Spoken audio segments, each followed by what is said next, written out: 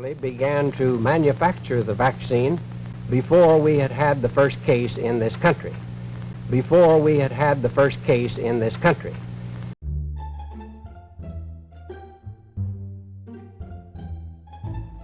In the public interest, the Westinghouse Broadcasting Company and the University of Pittsburgh, one of the nation's major health centers, in cooperation with the American Medical Society and the United States Public Health Service, bring you The Silent Invader, an up-to-the-minute report on Asian influenza.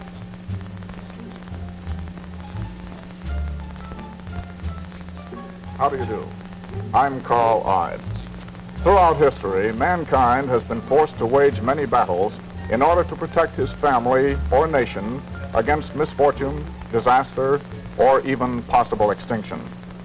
Now, sometimes these wars have been, well, they've been catastrophic. There was the catastrophe of 1918, when an influenza epidemic swept through our own nation, as well as the entire world. Unlike the battles of nation against nation, or humanity against the forces of nature, when man has often had an opportunity to prepare himself, the battles against disease throughout the centuries have often found man in the unfortunate position of having to combat this enemy only after it had infiltrated his community and infected much of the population. Recently, you've become aware of a pandemic, or worldwide epidemic, which originated in the Far East and is now known as Asian influenza. Because of the alertness and efficiency of the United States Public Health Service and the World Health Organization, a detection system similar to that of the aircraft spotting has been established throughout the world and has enabled us to recognize and follow the progress of Asian influenza as it circles the globe. Health authorities expect an outbreak this fall and winter in the United States, but not in such portions as in the 1918 epidemic. Now the man upon whose shoulders rests the responsibility for preparing the United States for the impending battle with Asian influenza is Dr. Leroy E. Burney, Surgeon General of the United States Public Health Service.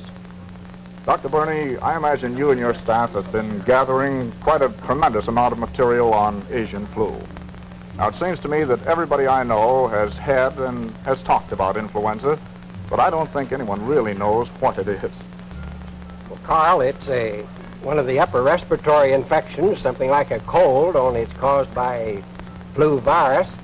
And the difference between the Asian influenza and the influenza that we've been having all of these past few years is that this strain the strain of the virus began in Hong Kong and spread from Hong Kong to the rest of the world, including the United States. Mm-hmm. Well, every year, influenza is a problem in our communities. I'm sure it is in yours, too. Why are we suddenly so all concerned about it now? Well, that's a very good question. We are concerned because in the other countries in which it's appeared, and even in the outbreaks that we've had so far in this country, the attack rate has been 15 to 20% of the population. And this attack rate occurs in about 4 to 6 weeks. For example, in metropolitan Pittsburgh, with approximately 1 million people, if we had this flu strike here, you would have approximately 200,000 people who would become ill in a 4 to 6 weeks period.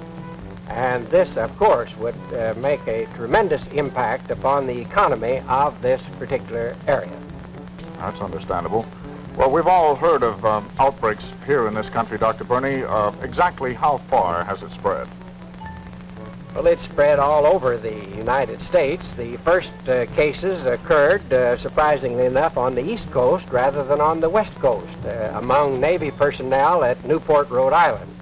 And then the second group occurred a few days later in both Navy and civilian personnel in San Diego. Since that time, of course, which was about the 1st of June, it has spread in localized outbreaks to Grinnell, Iowa, to the Boy Scout Jamboree in Pennsylvania, to Louisiana, and to actually almost all of the states in the United States. I didn't realize that actually that was Asian flu that hit that jamboree in our own state. It was Asian flu. That's right, it was. Well, from what I've been able to learn, Dr. Burney, not many people have died as a result of Asian influenza in the rest of the world. Now, do you think the same will hold true here in the United States?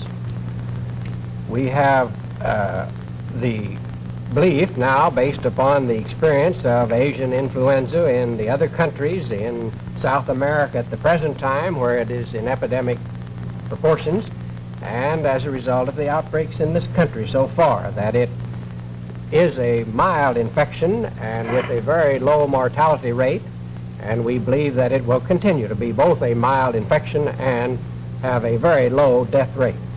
Well, is there the possibility that Asian flu might turn into, if I may use the word, a killer?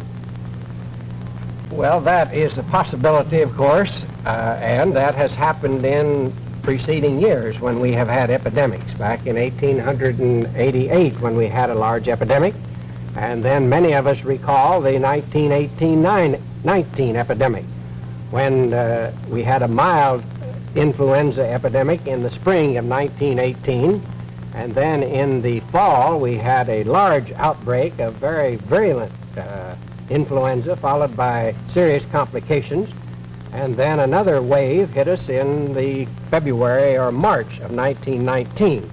At that time, as you may recall, in that whole period, we had about 20 million cases in the United States and about 850,000 deaths.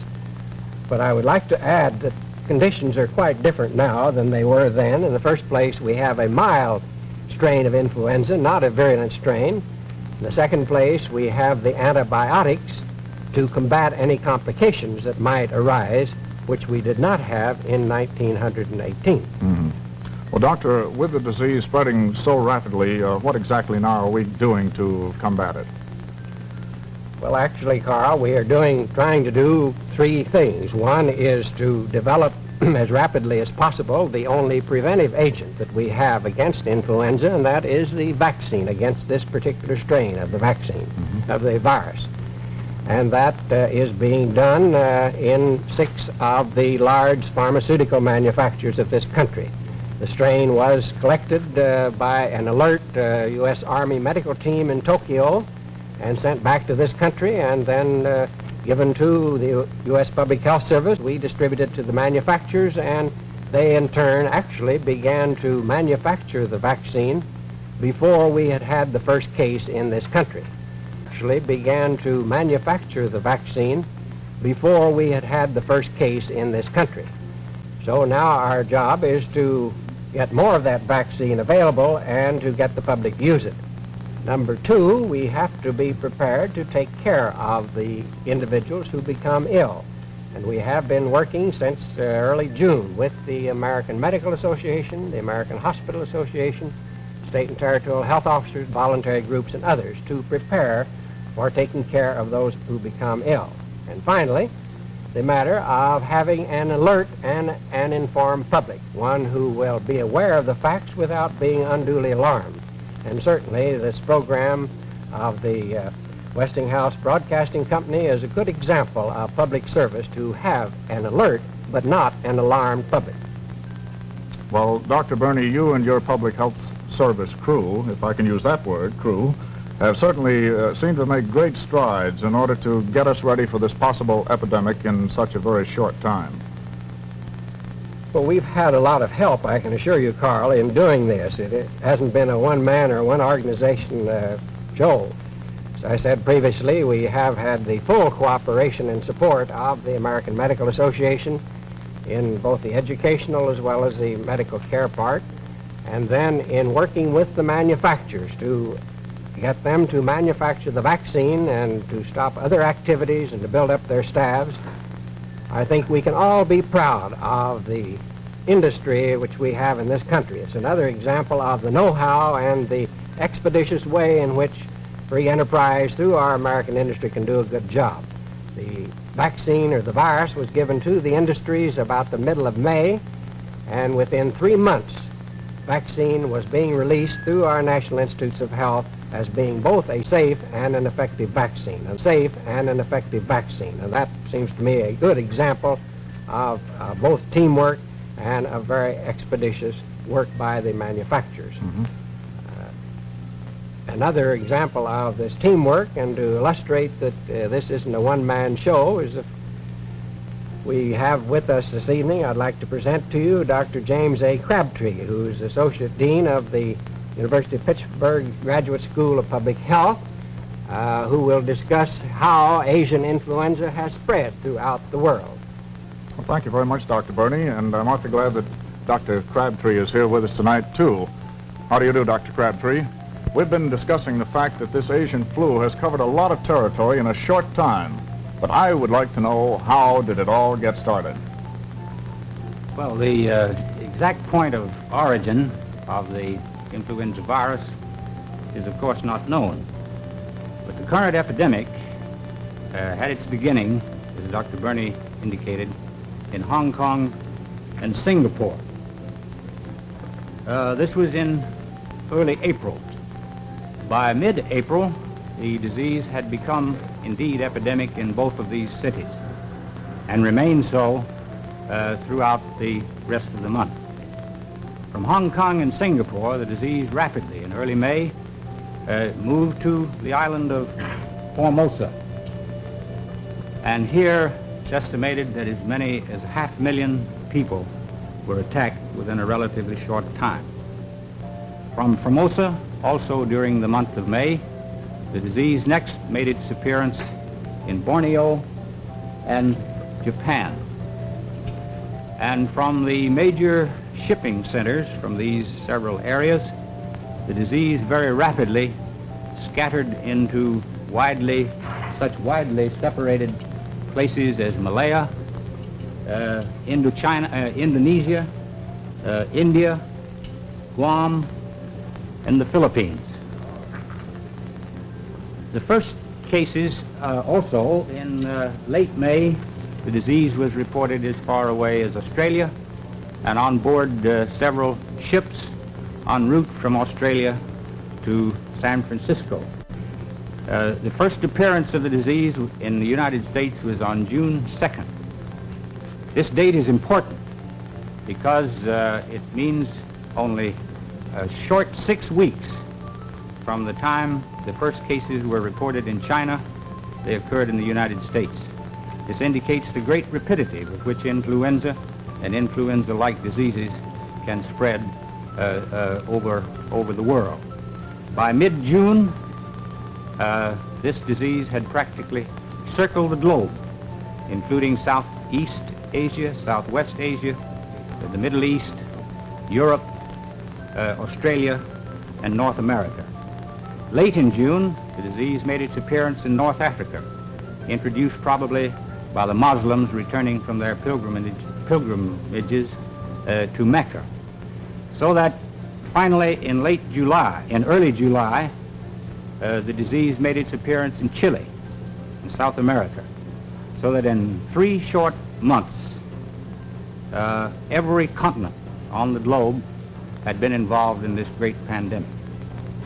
Well, Dr. Crabtree, you mentioned that it had been reported on ships en route to San Francisco and that several cases were definitely diagnosed among our fleet at Newport, Rhode Island.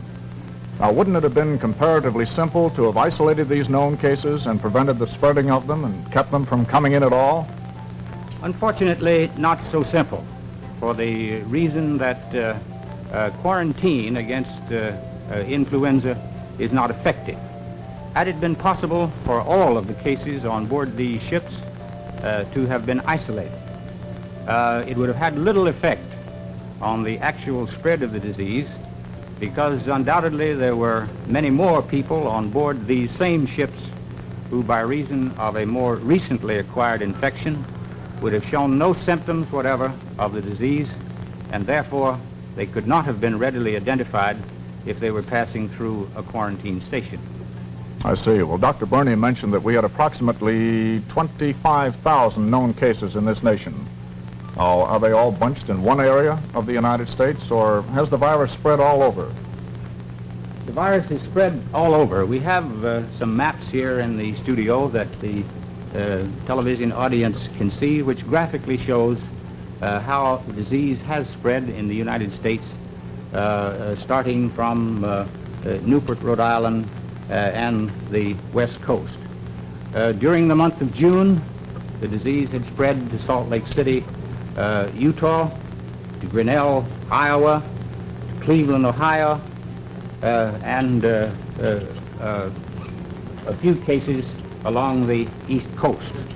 if we could have the map from showing the spread in July, we see that the disease, starting from these original centers, has literally moved in practically every direction throughout the country. Then the final map sort of speaks for itself in that it indicates that this virus has become very well seeded in practically every state in the country, certainly in every major region of the country.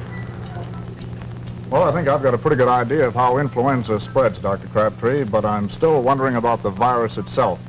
What kind of an animal is it?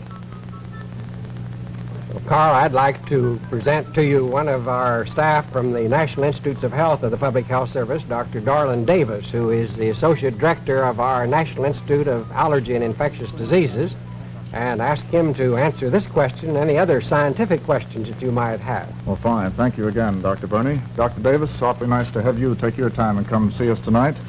I'm going to ask what is probably going to seem like a silly question, but I'd like to know, what is this virus like? What is this virus?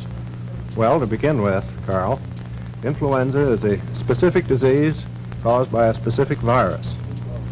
This virus was first isolated back in 1931 by Dr. Schoep, the Rockefeller Institute. And then subsequently, in 1933, it was shown to cause human disease by British scientists. Now we know that there are three major classifications of virus, types A, B, and C.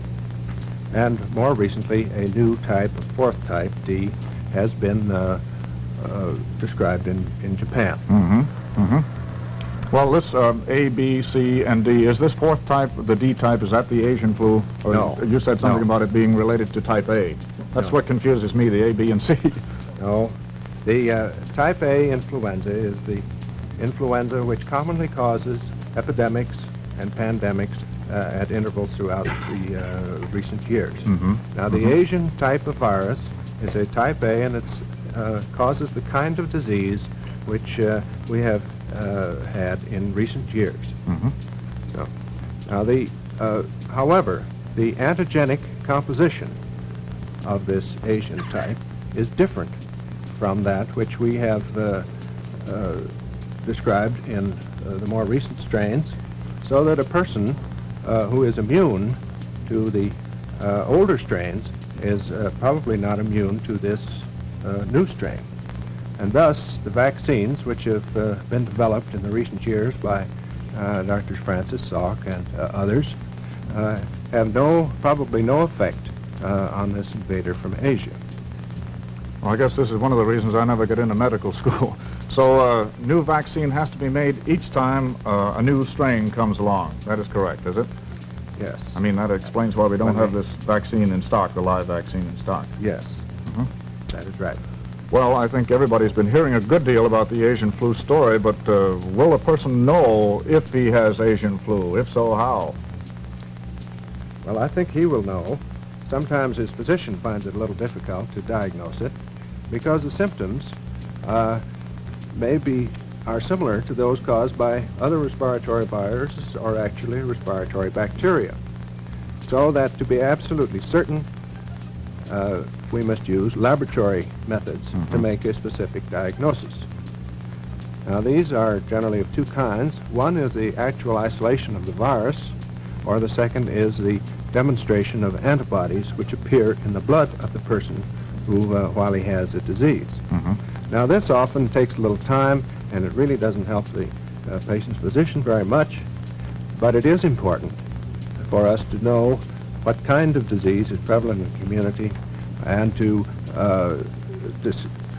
discover what the type is and follow its course. I see. Well, naturally, the thing most people are concerned about is the vaccine, first of all, and particularly how it works in the system. Now, it seems to me that being made from real Asian influenza virus, wouldn't there be some danger in being vaccinated? No, there's no danger at all. The vaccine is completely killed during the process of being prepared. And the vaccine is made by injecting this virus into fertile chicken eggs, where the virus grows, and then by processing the fluids in the vaccine is made by the manufacturers. It requires about 40 days to manufacture and to test this vaccine. I see. Well, Dr. Burney, I can breathe a lot easier knowing a little about how this vaccine is made and that there isn't any live virus in it. And I'm certainly impressed with the way your public health team operates. I mentioned it before. I want to impress that on you for our viewers as well as myself. Up to now, I think that you've given me and the rest of the audience a complete picture of the Asian flu. Well, I rather doubt, Carl, that we've given you a complete picture because we've left out one of the most important groups of our total team in meeting the challenge of this new Asian influenza, and that is the American Medical Association, which represents the physicians throughout our entire country. We have worked with them from the beginning of this and have had complete support and understanding from that group. And I would like to present to you here now the Secretary General Manager of the American Medical Association, Dr. George Lowe. Thank you again, Doctor. Dr. Lowe? Mr. Hyde. Pleasure to have you coming here tonight, too. I believe your home port would be Chicago. That's right. Well, Dr. Lowe, can you explain a little further about this possible flu epidemic? Well, in planning for a possible flu epidemic, the medical profession has three responsibilities. Keeping the doctors informed on the progress of the disease, spearheading the mobilization of all medical personnel who will be concerned with the caring for the sick, and informing the public on what to do once the virus is struck. The doctors are being informed about Asian influenza through our weekly journal and through many scientific periodicals published by the various states and county medical societies. They're being encouraged to cooperate with the Public Health Service in detecting the presence of the virus and its spread from community to community. They're being provided with late reports on the technical aspects of the disease and with instructions regarding the administration of the vaccine. The American Medical Association has asked every local medical society to organize a committee of those who would be involved in an epidemic so that an agreement can be reached in advance on such matters as vaccine priority, the handling of transients, hospital admission procedures, and so forth. And if an epidemic does strike, the medical professions will use every means of communication possible in pamphlets, newspapers, radio, and television to tell the general public what to do. It is important, we feel, that families know the symptoms of the disease and the basic points to follow in home care of the flu victim. What are the symptoms, Dr. Lowe? Well, the Asian influenza is characterized by a rapid onset, high fever, often as high as 104 degrees, headache, sore throat, aching muscles, and extreme weakness. The recognition of symptoms, of course, is important early in an epidemic. Once the Asian flu takes hold in a community, why, you'll know what it is without checking the symptoms. Well, when you do get Asian flu, Doctor, how do you care for it at home? Well, ideally, your doctor should be called and his instructions followed. However, in an epidemic situation, he may not be able to give your case his complete attention. In that event, these are things to remember. First, keep away from others. Second, go to bed. Third, drink a lot of fluids, water and fruit juices. And fourth, if your doctor recommends it, take a fever-reducing agent. And fifth, call your doctor if any unusual symptoms develop. What do you mean by unusual symptoms? Well, primarily those that would indicate the onset of some lung involvement, a heavy cough, rapid breathing, blueness of the lips. I see. Well, thank you very much, Dr. Lowe. And now I'm going to ask Dr. Burney if he would summarize our discussion. This fall and winter, we may see serious outbreaks of influenza in the United States as a consequence of the epidemics which began last April in the Far East.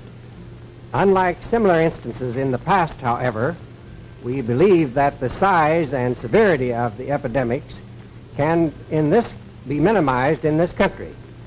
Thus, it is the opinion of experts that there is no need for hysteria or panic.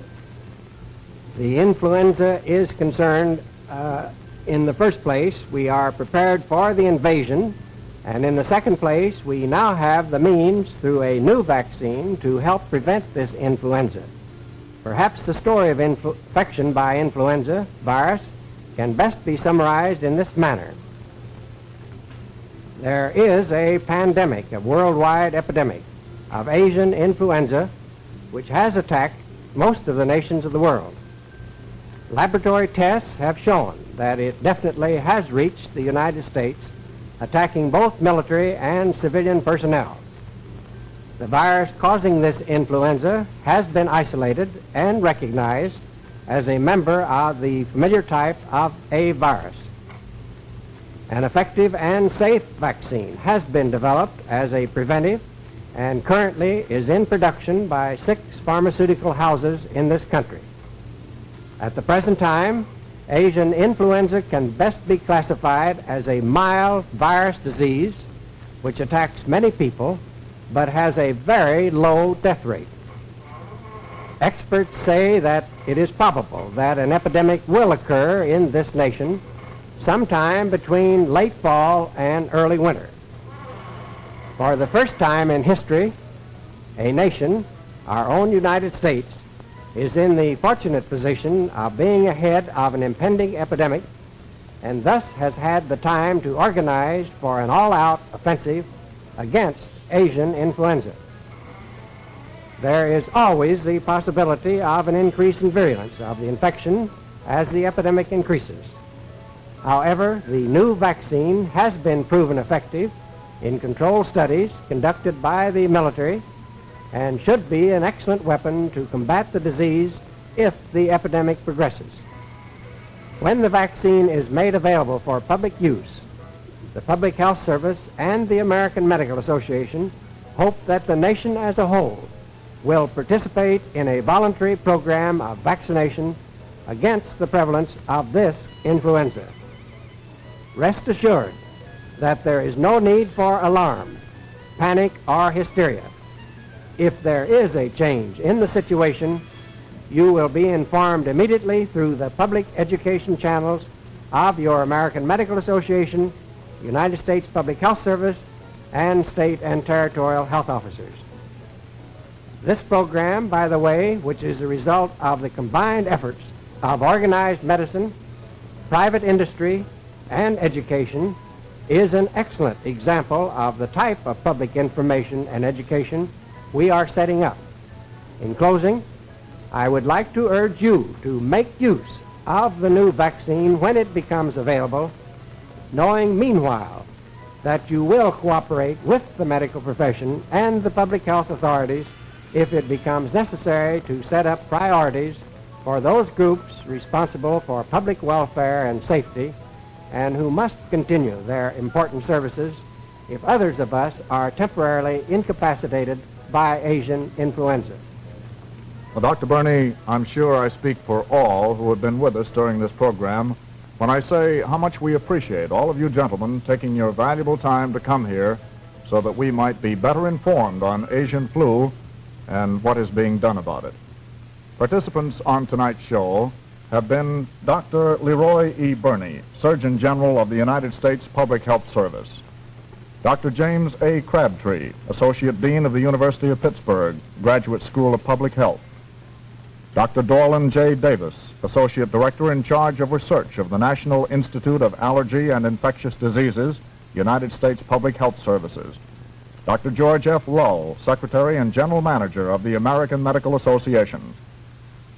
The Silent Invader was written by Tom Coleman, produced by Roger Wolf, directed by Jack Simon, script research by Rosemarie Scaffiello and Kay McDonough.